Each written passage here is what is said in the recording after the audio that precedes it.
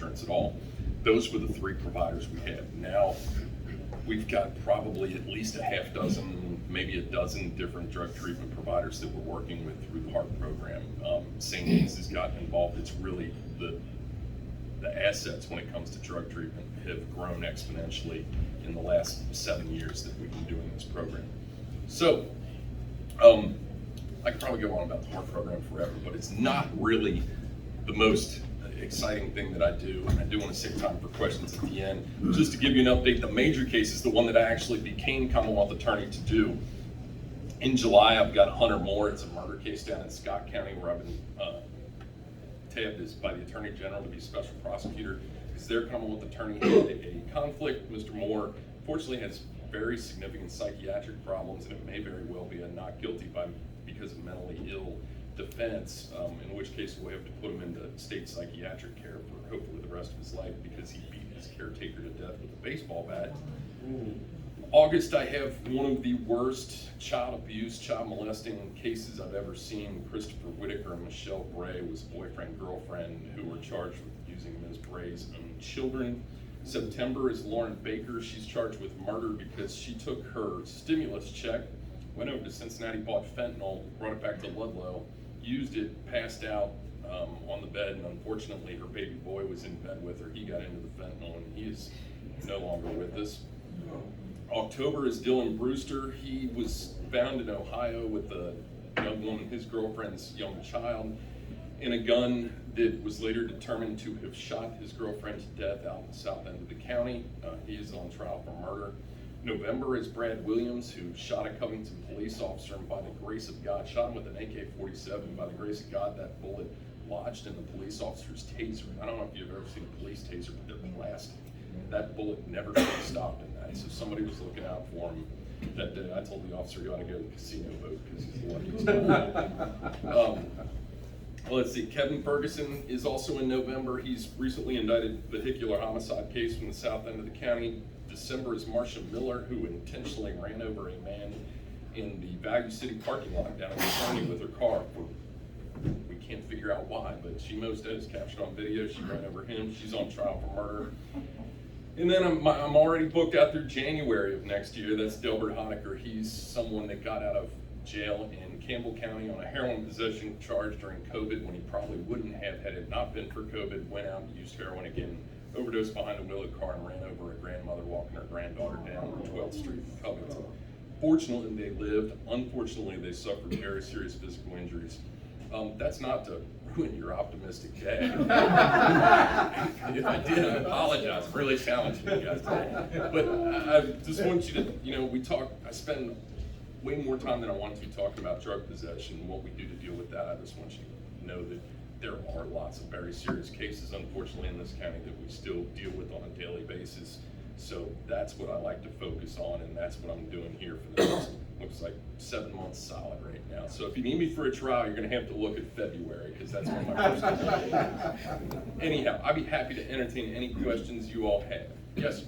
Why across the country doesn't possible threat to community seem to play a primary role in bail considerations? It should. It does in northern Kentucky, and for that matter, I think it does in all of Kentucky outside of Lexington and Louisville. But it really depends on who you're electing. Who you're electing as prosecutor. Sometimes the prosecutors are the problem, sometimes the judges are the problem, sometimes both are the problem. It just goes to philosophical differences in how the judicial system ought to run. And we just passed Marcy's law in Kentucky that gives crime victims constitutional rights. Those rights ought to be enforced. So there's a lot of other states, California was the very first state to pass Marcy's law, giving crime victims constitutional rights, and they're probably the biggest problem. So it really goes, I think, to citizens paying attention to their own justice system. Just like you get the community that you're willing to tolerate, you get the justice system you're willing to tolerate. We just saw San Francisco, of all places, maybe the most liberal city on earth, just recalled their prosecutor because they're finally fed up with it and had enough. What do you think about our Attorney General, Daniel Cameron? Do you work with him quite a bit? I do. Daniel and I are good friends, and we've been good friends. We actually started working together back before he was Attorney General. He was working for an outfit called Right on Crime, which is a conservative criminal justice reform lobbying group, but unlike a lot of the ones you hear about that are doing things like trying to get criminals out with no bond, Right on Crime is trying to lobby for more conservative changes to the criminal justice system, and that's who Daniel was advocating for when he and I met. He decided to run for Attorney General, I want to say about a year, maybe a year and a half later. He's run a very good office. He has taken, of course, one of the things I like about Daniel the most is he listens to me. When he took office, he did two things that I was very big on. He beefed back up his conflict, or what they call special prosecutions unit down in Frankfurt. When Commonwealth Attorney's Office is either too small to handle a big case, or if they have a conflict, they call in the Special Prosecutions Unit. And when I first started prosecuting, back when I was an assistant prosecutor, Special Prosecutions came to town, somebody knew they were going to prison because they were the biggest and the baddest and the best of all the prosecutors in the state. And when they came to town, it meant something. Over the years, that was back when Ben Chandler was the AG. Over the years, that prosecution unit in the AG's office fell victim to budget cuts, while we had attorneys general that were more interested in being politicians than being prosecutors. So Daniel's the first one. I know he's turned around and run for governor after serving only one term, but he was very intent on being, and still is very intent on being a prosecutor while I was there. He beefed that up. The other thing I told him that they were missing out on, there's a lot of good lawyers in Northern Kentucky. A lot of them would be available to the AG's office if they had a satellite office in Northern Kentucky like they do in Louisville, like they do in, I think it's Harrodsburg or Hazard. There's one down in Eastern Kentucky. Daniel has both opened one in Kenton County. It's in our building downtown, as well as one in Bowling Green. And he's reaching out to tap into those resources of where they have more law licenses and good prosecutors. So there's two big things Daniel has done. But he and I remain close. We were text messaging each other this weekend because Sunday was his very first Father's Day. He's got a little boy, Theodore. I sent this congratulatory text. But no, he's a great guy. I think he'd make a great governor. There's other people running for governor that I like too. I think this Republican primary is going to be very interesting because we've got multiple good candidates, but Daniel is one that I like very well. And if he's our winner, I think for our viewers, that's next year, not this year. That's true. It's in 23. I'm sorry. The gubernatorial primary is in May of 23. This year is local elections that are coming up. Most importantly, like I said, judicial elections. When are you up for the election? I'm not up again. The best part about my job is I get a 6-year term. Unlike the sheriff that's got to run every 4 years, I only have to run every 6 years. So I'm good until 2024 when I announce it right here to the Optimist Club. I will be running for re-election. That's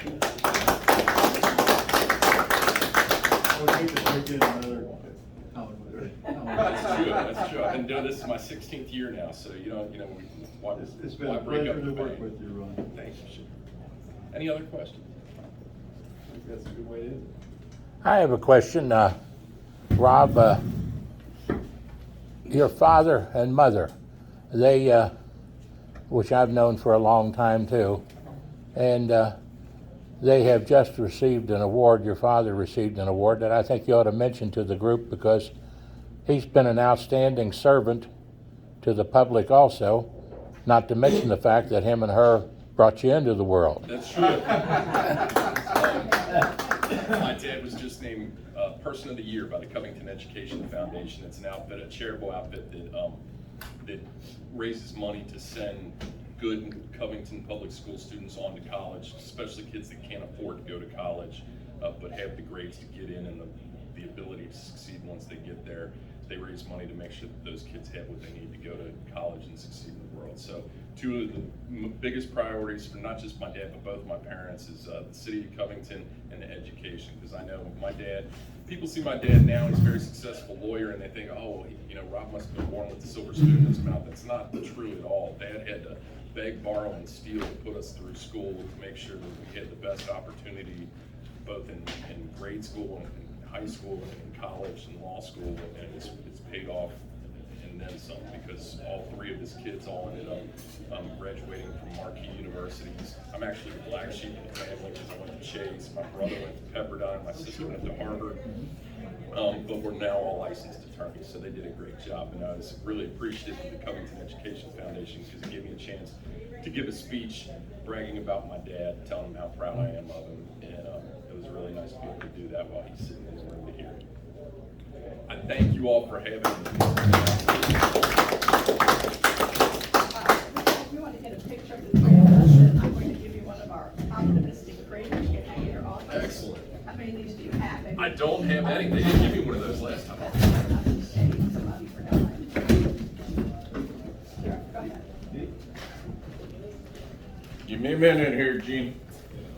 All right. I want to give you the optimist grade and thank you for your dedication. All right. We love Covington and we love you so much, Kent County. Thank you.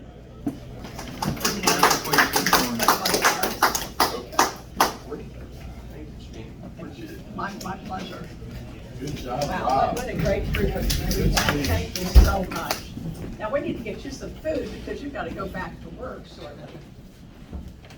No, you get less than. Let's see here. 1, 2, and 3. 1, 2, and 3. Gotcha. Travels with John Stephenson, 859 She has 750-0000. Here at the Optimist Creek and the Optimist Club. God bless you and thank you for watching our program today here on Travels with John Stephenson and June Guyman Stephenson. And watch us on Facebook and YouTube. God bless you and have a great day.